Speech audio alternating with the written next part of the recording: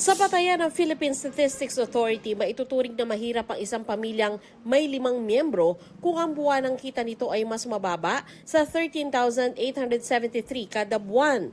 Nakasaad ito sa kanilang poverty statistics noong 2023. Pero kung si Aling Lorena ang tatanungin, kulang ang 15,000 pesos na buwan ng kita ng kanyang pamilya.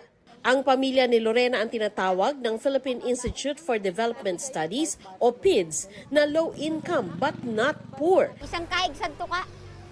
Ang nangyayari kasi sa, di ba, kikita ka. 2 araw lang, wala na. Ibig sabihin, hindi sila maituturing na mahirap, pero madali silang masadlak sa kahirapan sa panahon ng krisis.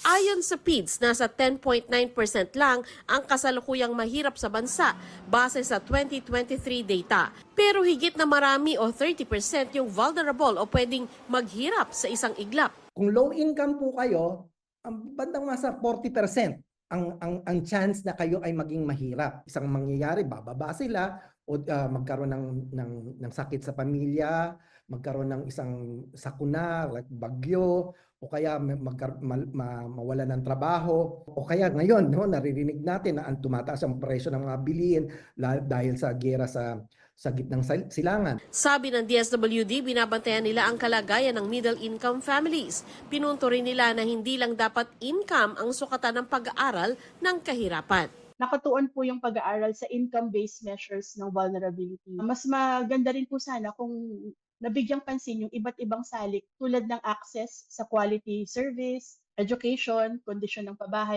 Sa pagdinig naman ng Kamara, tinalakay din ang epekto ng krisis hindi lang sa mahirap, kundi sa middle class. May isang sektor na hindi natin maaaring kalimutan, ang middle class. Ito ang sektor na kadalasang hindi saklaw ng ayuda kahit sila'y nalulunod din sa pagtaas ng bilihin. They are one major crisis away from falling below the poverty line. If ever there will be interventions or more subsidy to be provided, not just to the vulnerable sector, but to also include the middle income classes, we need the revenues as well. Sa Senado, isinusulong na ibaba sa 10% ang kasalukuyang 12% na value-added tax o VAT.